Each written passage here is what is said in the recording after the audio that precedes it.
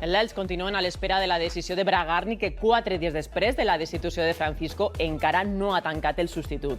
Avui l'hem tornat a veure després de molt de temps en l'entrenament de l'equip. El màxim accionista s'ha mostrat especialment efusiu amb Nino, que ara està d'ajudant en el filial. També gestos de complicitat amb Lucas Boyer i amb altres membres de la plantilla. Potser els estava demanant paciència perquè no acaba de trobar nou entrenador.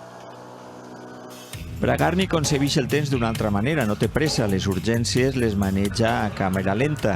Paco López i Calleja han mostrat la seva predisposició a entrenar l'equip, però el propietari encara no s'ha decidit pel substitut de Francisco.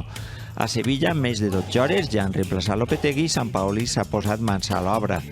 Bragarni va ser més diligent amb el relleu d'Almirón. El tècnic argentí va ser cessat i l'endemà va anunciar la incorporació d'Escrivà, que va estar a la banqueta la jornada següent.